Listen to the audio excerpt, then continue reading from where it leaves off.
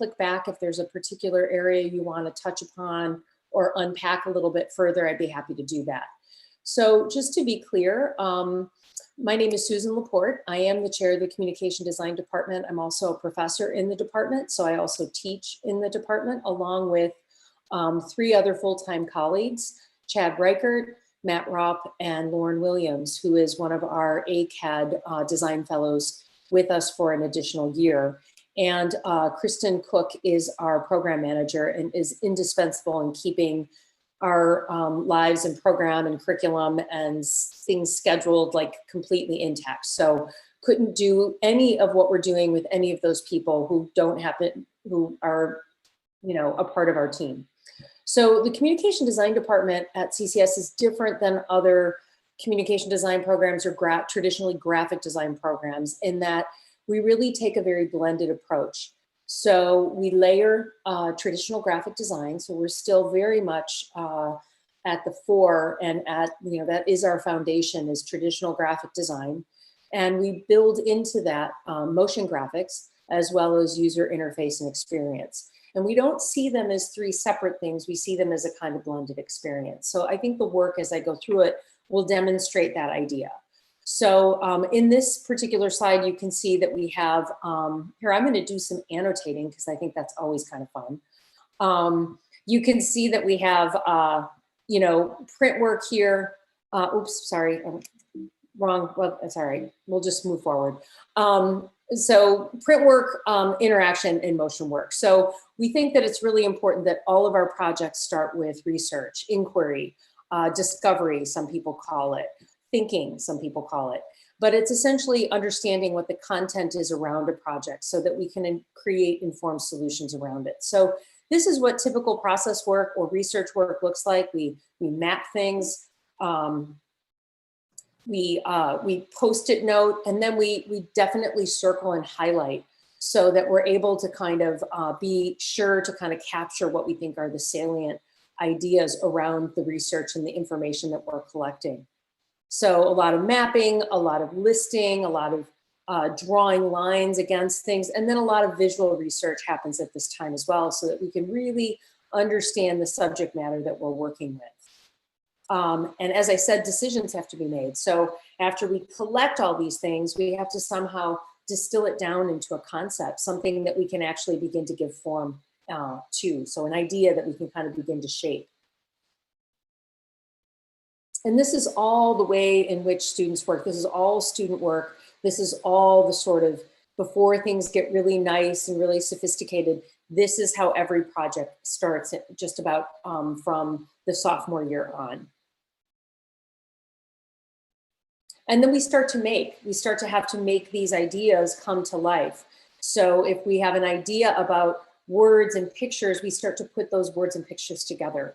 We work both with our hands in an analog way. So we draw, we sketch, we doodle, we cut, we paste, we photograph, we type, we do all of those things. Sometimes we even get brushes out and make big and distorted marks. And then, you know, we start to take those big ideas and those big sketches and start to try and refine them. So here's an example of how we start to work with sketches that become kind of doodles or quick annotations, and then how they can start to become like these really sophisticated projects. Susan, I'm sorry to interrupt you. Sure. I'm not seeing your screen. I'm just curious if others are. It's just black for me. Okay. All right. So it's just black for me too. Okay. Oh, okay. I'm sorry. I wish I would have known that. All right. No, it's okay. I didn't want to interrupt you. I just wasn't sure if it was just me. Let's see if I can share it again. So let me go to the beginning. All right. Well, that's a bummer. All right. So let me try and share again. Can you see that now? Yes. Yep, okay. It works. So now what do I do this?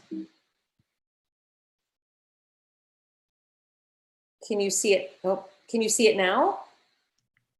No. It went black for me again. Okay. Yeah, so let me do this. Let me go here first. Yep, you're looking good. Oh, hang on. Let me do it again. Let me stop sharing and let me have it be looped first. Okay. and then I'll try and share it. How's that? Sounds good.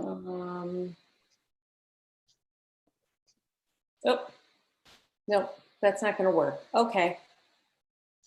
Well, that's a drag. All right. Well, I guess we'll just have to look at it in the PDF portal. It's the best I can do, I guess, at this point. If it's not going to let me loop it and then share it, how's that? I guess.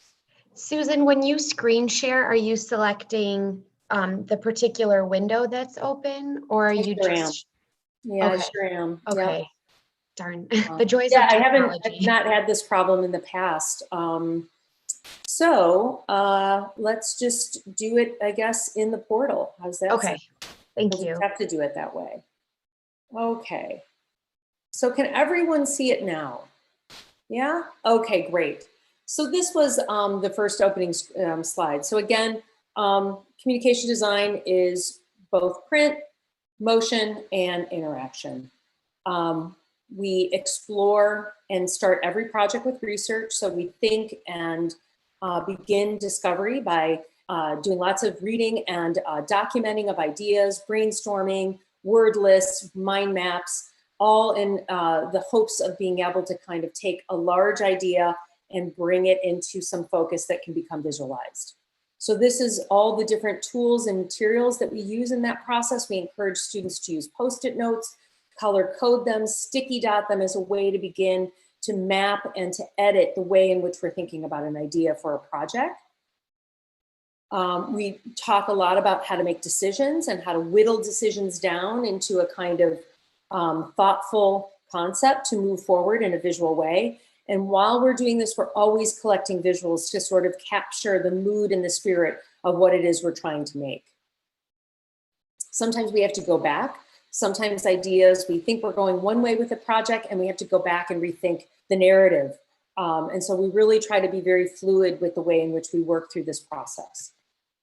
And then when we make with all sorts of tools. We make with handheld tools. So we cut, we paste, we glue, we draw, we paint, we illustrate, we doodle, we do all of those things in a way to sort of help make an idea seem more tangible.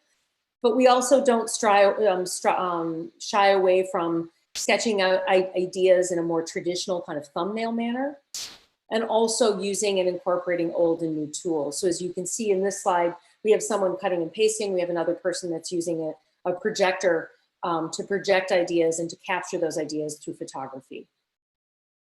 We incorporate critique in everything that we do. So there's always these moments for you to get feedback from not only your faculty, but also from your peers. So this is a project that was a sponsored project.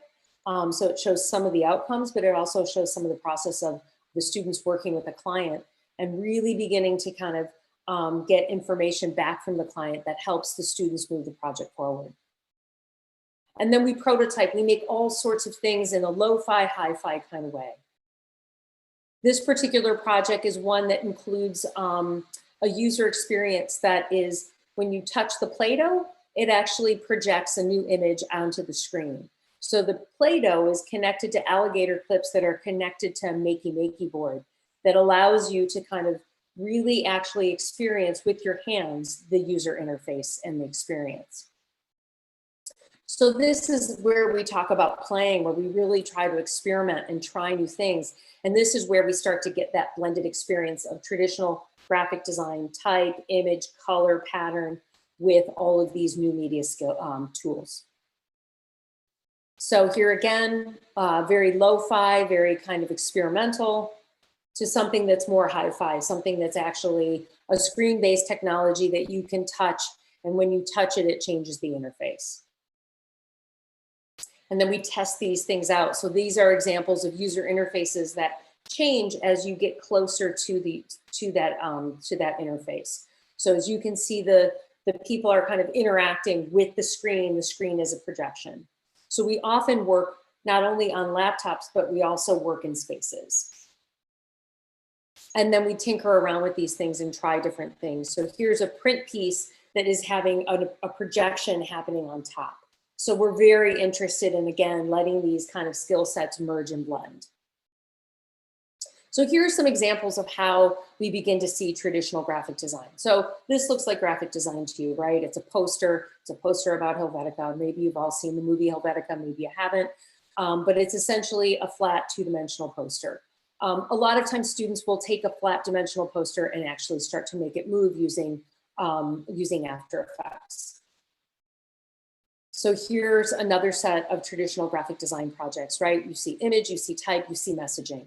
This is a project that also includes the students' skill sets and learning how to photograph and how to light, using studio photography, how to light objects so that they can begin to use and create their own photography that they can use in their work so that they don't have to go to the internet for photography. They can author and make their own, along with these other images, which are collages that are digital collages that were created by hand and then imported and built out in Photoshop. We also work with the complete Adobe suite. So this is a 300+ page book that's done in InDesign using sort of global processing as a way to kind of manage that kind of load of information. So this is a set of publications. So again, very much like traditional graphic design. And another piece of publication based on research done about water and water systems in Michigan. Another project, very much print-based, looking at the history of Monopoly and realizing what it was about and re-envisioning the game board to message out what the context really was, or the story behind Monopoly was, it was actually called the landlord's game, which makes a lot of sense. So, you know, kind of capitalist kind of, you know, stuff. Anyway, we work with branding. So that's another component of our program. In your junior year, you start to work with basic branding and how brands come together and how you begin to work with the visualization of identity systems. So both in print, but also in dynamic media as well. And then we also look at, you know, developing and creating new kind of ways to think about graphic design. So this is like a little kit that could be used in a neighborhood to get kids to go out and play and chalk and interact in their neighborhoods with their neighbors. So we also try to expand what we think graphic design can be beyond sort of just market-driven enterprises. And then another branding project at the senior level. So this is sort of the last year where students really have an enormous amount of skills that they've built up over the years. And so now they're able to kind of really express that through doing a rebrand, and in this case of the Detroit Public Library. And when we do these projects, we start with understanding what the library is, what a library is. We really kind of break it apart so that you're really understanding the role of research before you start giving form. Another branding project for the city of Detroit.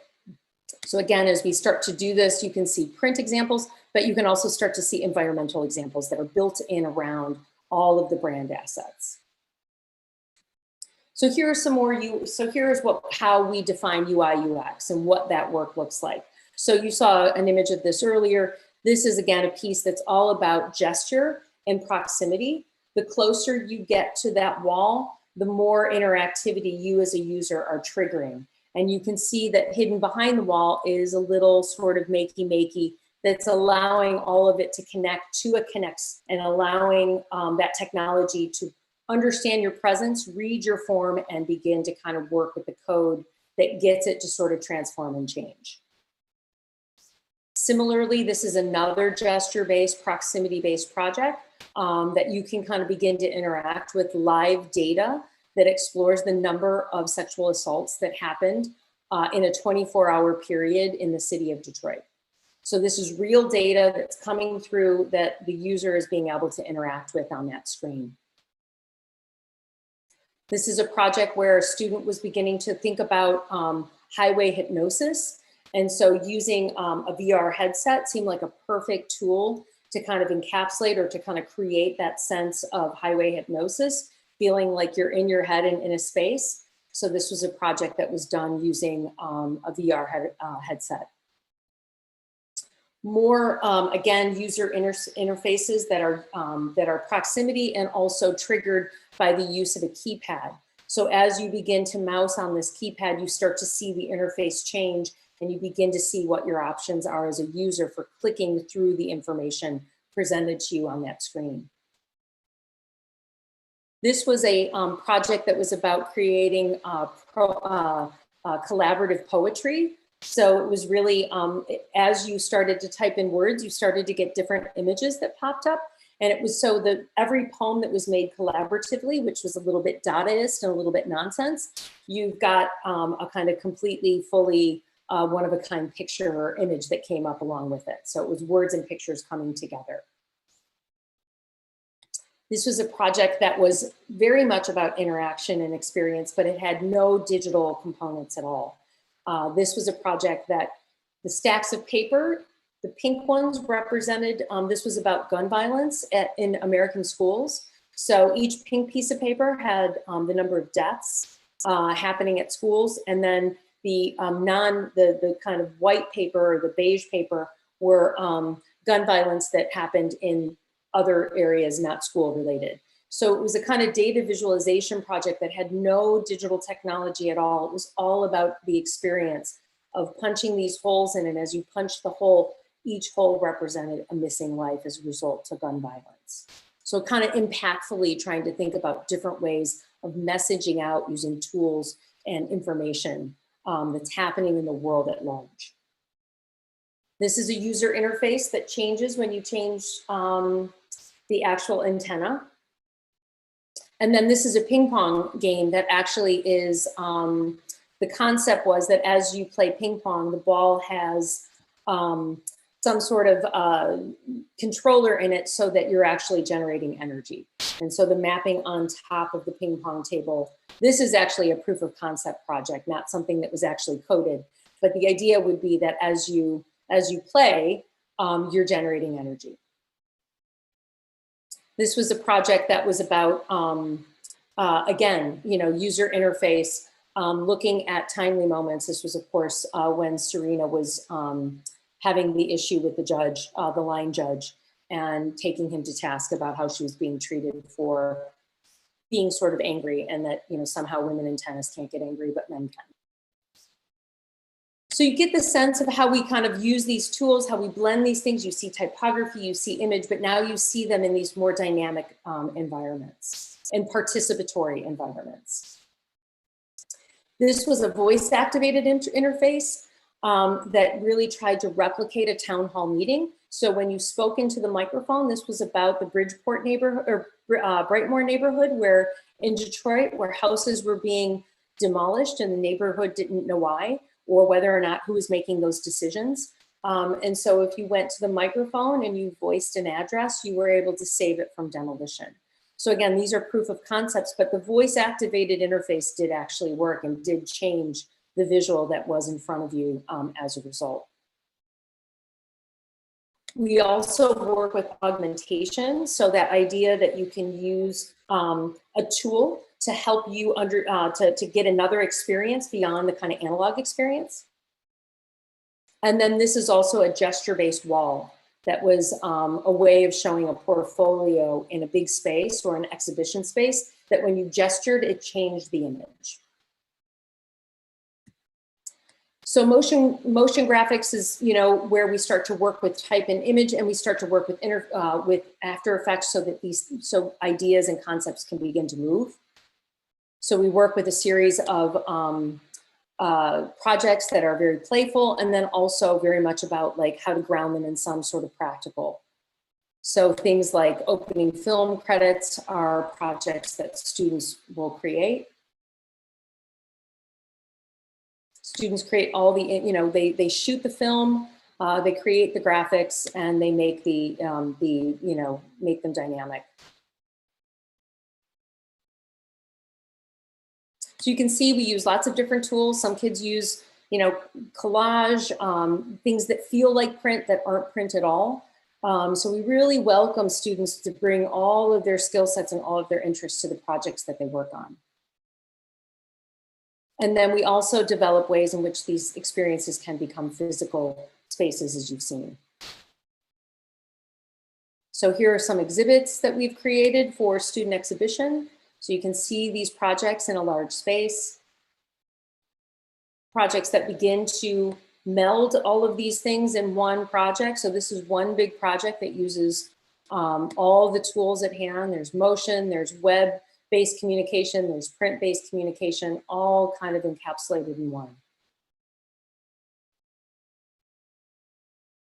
Students use motion in these contexts as well as physical build-outs. And then we travel. We take students on field trips. So this is a field trip that we did last year in Detroit. So we get students out to work and to meet professionals and studios to see how they manage their practice and to share work and experiences. So this was when we went to Seattle a couple years ago. So these are 2 studio visits that we had there. We also have been to New York, which is great. So students get out and really experience studios beyond Detroit.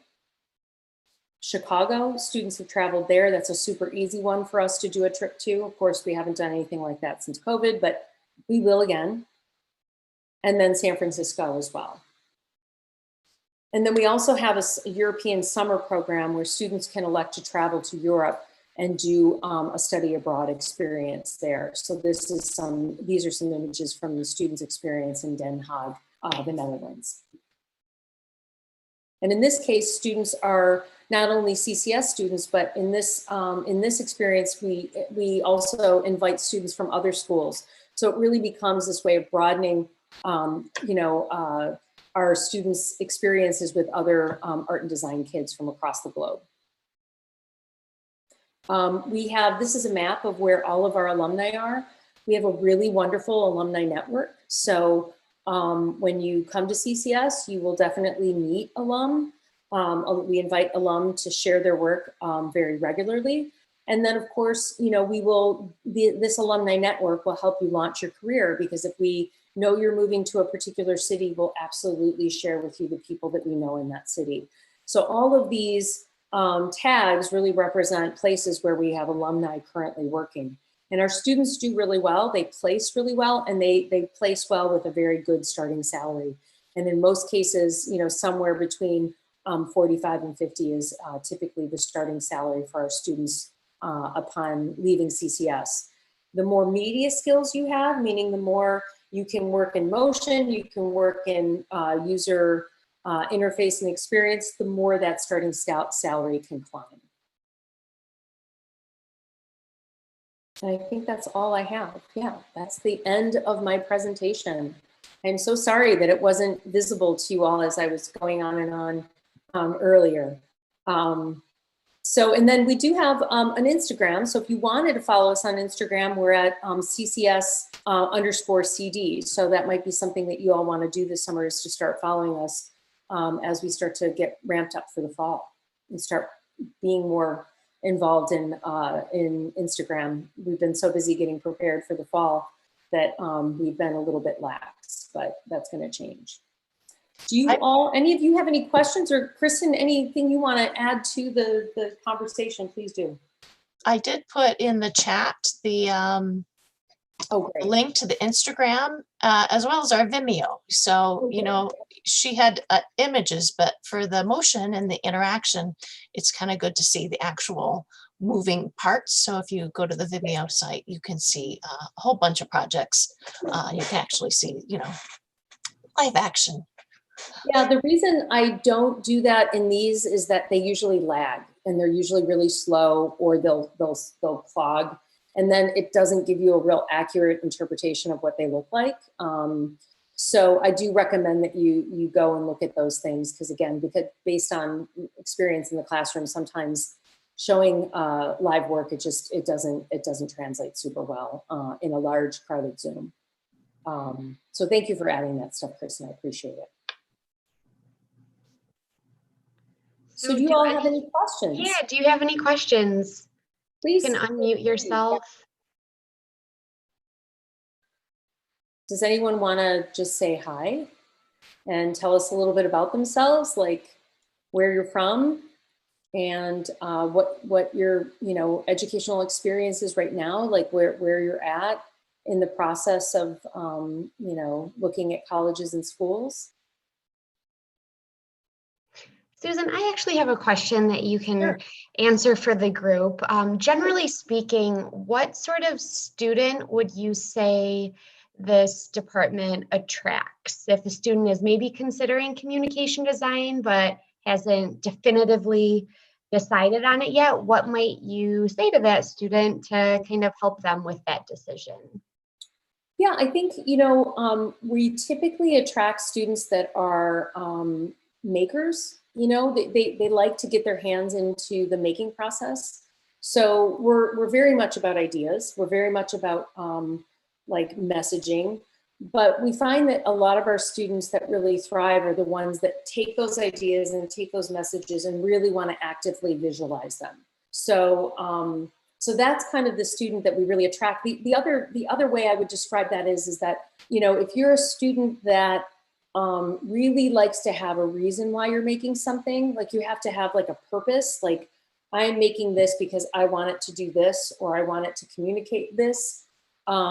I find that designers often are creative through the process of having a prompt or a brief.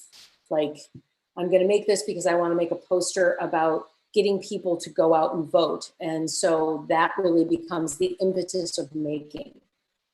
I think students that are just don't need a prompt and just really like to make, and they're not thinking about what they're making necessarily, and they don't need a prompt, I think those students would do well in our department as well. But I do think designers are in some ways problem solvers. So we kind of like to have something we're trying to achieve in our making process.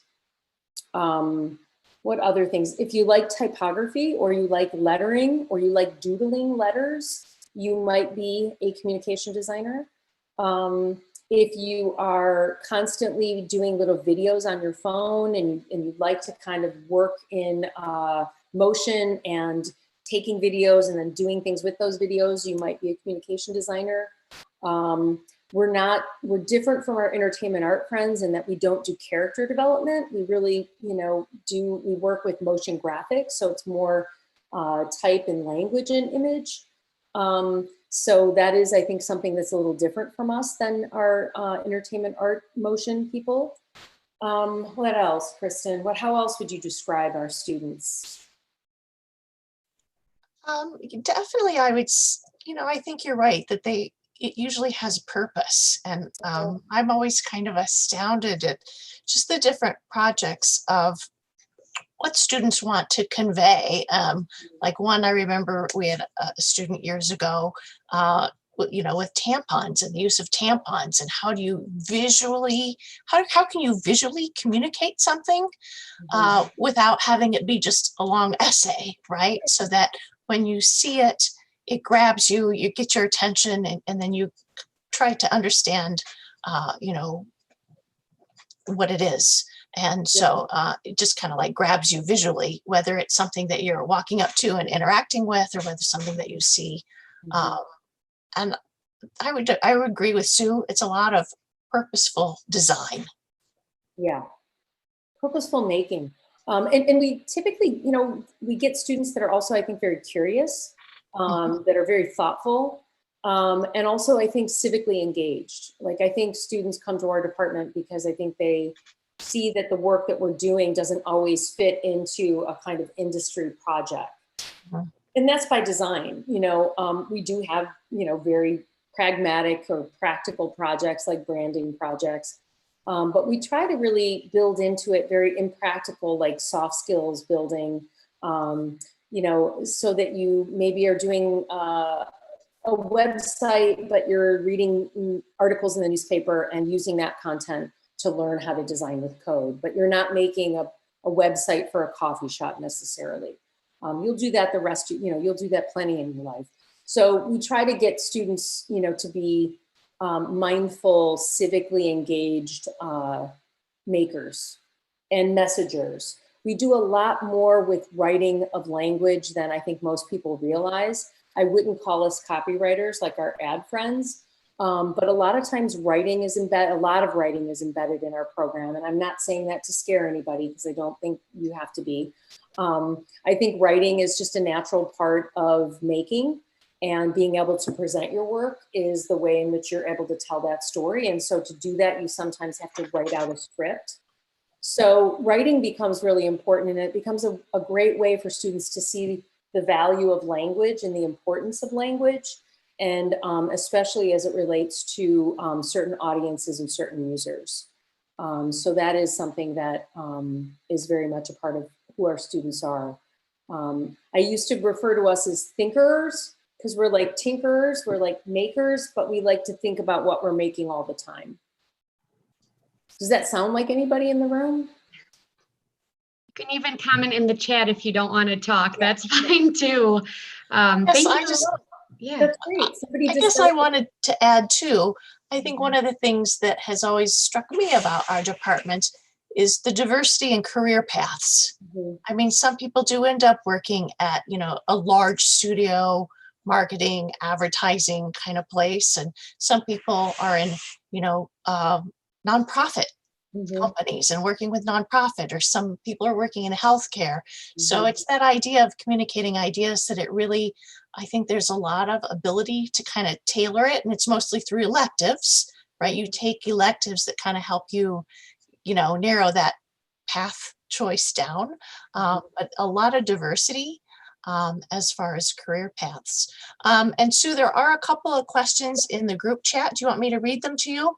Yeah, no, I just noticed them. Okay. So I'm super happy to see them. So Andrea asked, what programs do we use, and do we need to be skilled in specific areas to study communication design? You know, no, not at all. I mean, we embed all of the software into our classes. So we don't teach software classes, but we embed the software. So by the time you're done with the class, you'll have gained some knowledge in software use. We typically use the Adobe suite. So in your freshman year, you'll learn Illustrator and InDesign and After Effects. And from there, you learn Photoshop in one of your foundation courses. And then from there, they just become kind of just like a pencil. They become like another tool in your toolbox that you begin to integrate and use. Students do learn code. Don't be intimidated by that either. But yes, we do embed all of those skills into the program. So you don't have to come here with any knowledge of computer programs or anything like that. But if you do think that you want to do this, it's not a bad idea to just begin to dabble with these things, because the easiest way to learn software is to make something with it. To sit there and just try and work it out, it's much better if you're working fluidly towards making a poster or making an Instagram post using Illustrator. Then you have a problem again to solve, and you'll learn how to use that program pretty nicely. Let's see. Geffen says, I'm currently working in on the school's literary magazine. So is there anything similar to that, or maybe that I can join or start? Absolutely. We have courses, Geffen, in you'll work with publication design. So you saw that one piece. You'll start working with the idea of books and sequence in your freshman year in your type 2 course. You'll pick it up again in type 3. And then we have a publication design course that is in one of our elective courses. And then the whole idea of what you make and what you take a project and turn it into, it can always be a book. It can always be a user interface. It can be a motion piece. We refer to that as open channel, meaning that you can make whatever concept or whatever project you're doing in any software, any kind of final outcome that you wish. So when we work with branding, we always have some sort of publication component, as well as a web component, as well as a motion component. So absolutely, I think that's great that you're working on the school literary magazine. We used to have a literary magazine at CCS, and it's something students have talked about wanting to bring back. So I think that's great that you're doing that at high school. I bet it's also fairly collaborative, which is also a super great skill set. So that's one thing that I didn't say in here, is that we often do a fair amount of collaborative group work, team projects. And again, I don't mean to scare anybody. Team projects are great. You're all going to have to figure out at some point in your life how to work on a team. So we really try to embed that experience into like starting in the junior level. Really small bits in the junior level, much larger in the senior level. Let's see. Thanks. If I could expand on my question regarding skills. What I meant is, would having experience with digital programs be favorable? Again, it's always great if you come in with some digital skills, some base knowledge of the Adobe Creative Suite is always fantastic. But again, if you don't, we do build demonstrations into the courses, and we also have access to LinkedIn Learning to share with you good demo material that will help you move through the software so that you understand how to use it. Not only in our department, but also it's embedded in some of the foundation work as well. I think Digital Fundamentals works with Illustrator as well as Photoshop. So it's always a plus, Andrea, always, but not necessary either. Let's see, awesome. I love working alongside people because everyone has different ways of thinking, and collaborative projects always turn out so unique.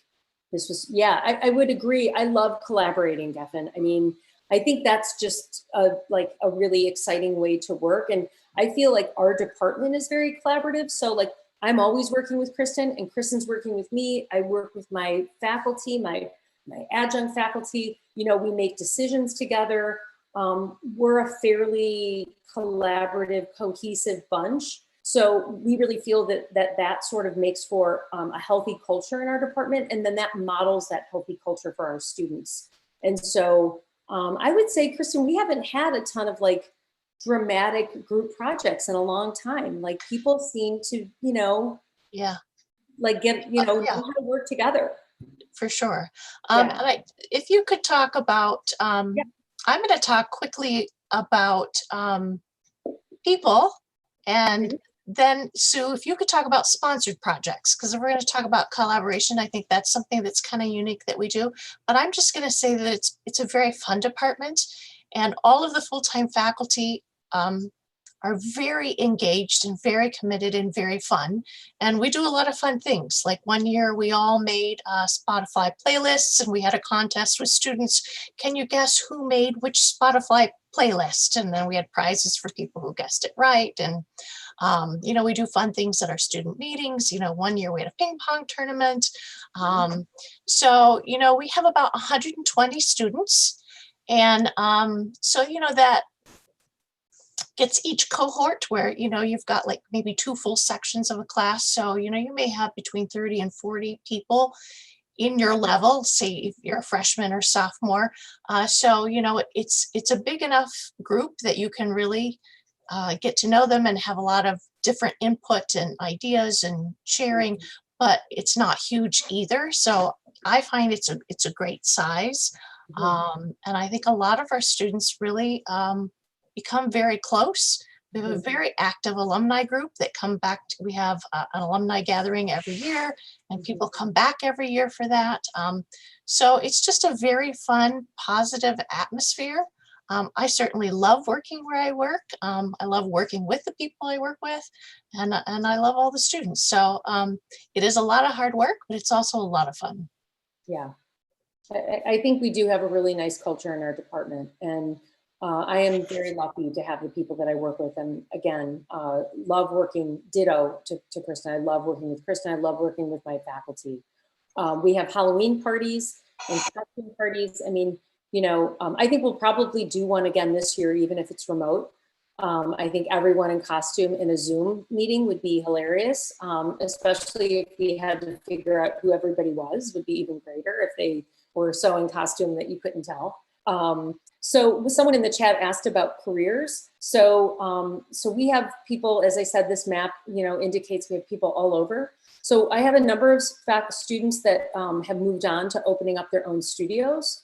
So we have students working in motion. So I have a couple of students, two in Los Angeles, actually. Capacity TV, Fox, Ranger and Fox are 2 motion studios in Los Angeles. They do motion graphics. I also have in motion branding. We also have a studio in Detroit, Lunar North, that does similar work, a lot with Cinema 4D and After Effects, things around products, but also about usually like very network-based kind of branding projects. And we also have another studio in New York called And Or that was started by an alum, and it also is a motion studio. We have other people that have opened up studios. I have a type foundry in Chicago, OK Type, which is Jackson Kavanaugh is his own foundry. So he's a type designer, and that's all he does. And he works a lot with corporations to design custom fonts. So he redid the Playboy font for Playboy magazine. And that's a very niche kind of market, but one that, he has really excelled at and done really well. We have students in Chicago working at really great branding studios. One Design, which is a great branding studio. Stacey Donaldson is there. We have students at Punch Kick, which is a interaction user experience kind of app development place. Also, in that same vein, in Seattle, we have a student at a place called Artifact that also works with more interface and user experience kind of products. But theirs is less about like a product for how to navigate a city. It's more around social issues like, medical apps and things like that that really help make that benefit your life in a non kind of quite as something that you download and you tinker with on your phone.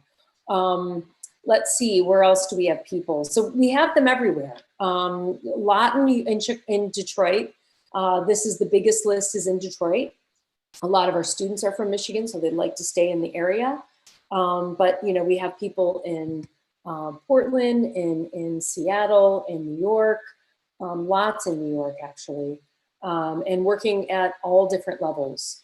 Again, our students do really well, and what ends up happening is that our students come, our alumni come back and they want to share positions. So just this week, we have a student that's in Ohio working at Abercrombie and Finch doing branding. And she reached out and said, we have a position and I would love to be able to hire someone from CCS. That happens quite a lot, right, Kristen? I mean, we get that quite a lot. Yeah. Because I think of this blended approach of graphic design, interaction, and motion, that's kind of where the industry is. And so everyone's looking for the kind of purple unicorn that can blend those three skill sets together. And so our students do very well in finding work. And I will say this as well, that a lot of our students did not get furloughed and were transitioned to working from home during this whole pandemic. So I do think that this Zoom thing that we're experiencing, although not ideal, is definitely something as a skill set that I think is going to be a part of our future even after COVID. Because I think a lot of businesses that, we have another student that's works at IDEO, which is a design strategy firm in San Francisco. They have one in Germany. They have a studio in New York. They have one in Chicago. Well, they're not flying anymore. So they stopped doing that a while so that they actually have meetings and collaborative experiences over the portal of Zoom. So I think that the creative industry has pivoted to Zoom and to remote working, I think in a pretty seamless way. We have another faculty that's living in Detroit and works at Adobe, and he's not working in the marketing department, he's working in the product development. So he's a program developer. I have 3 former students at Adobe. And so he was living in San Francisco and then moved back to Detroit, and he works at Adobe in San Francisco, but he does it from his office in his house in Detroit. So I do think that this skill set is going to be a benefit for you all moving forward. And I think it will help you be able to work remotely for a variety of different reasons.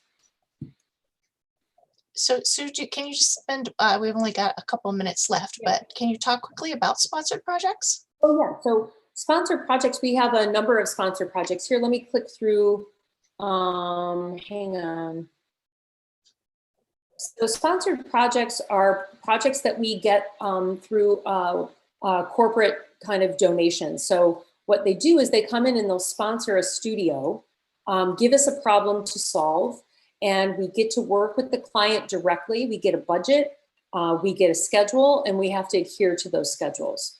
So it's a great opportunity for students to really essentially, it's almost like an internship.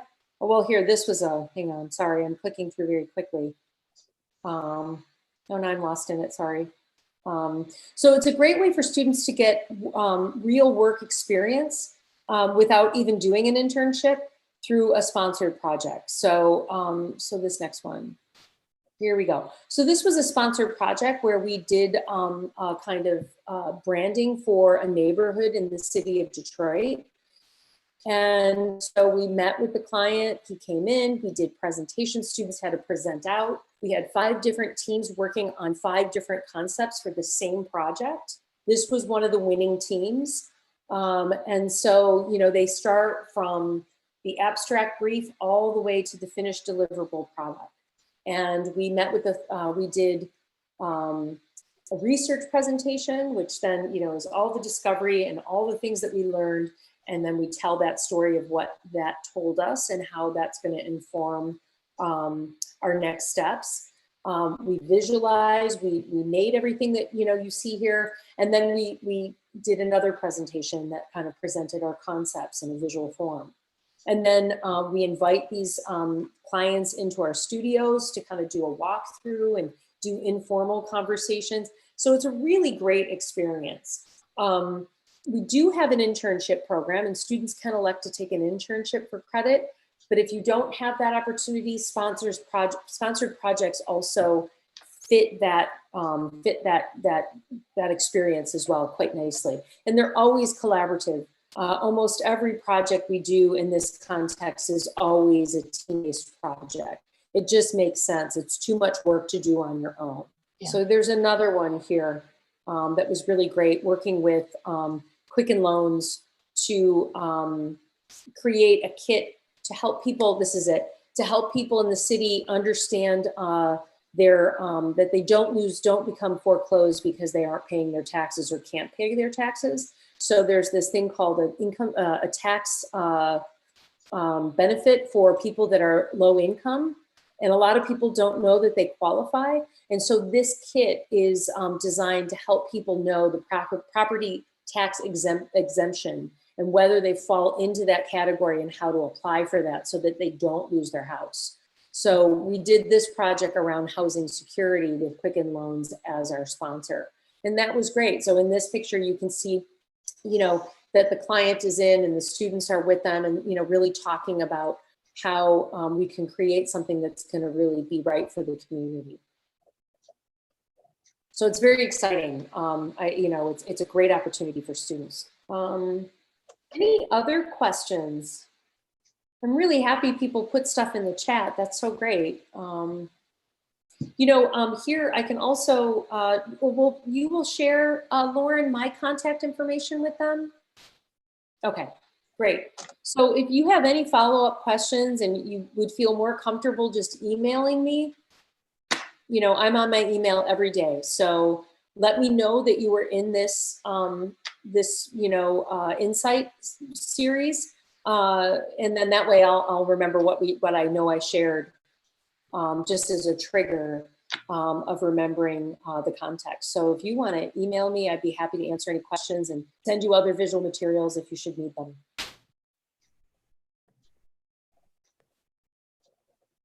We got 5 minutes. Look at that. It's like we timed it.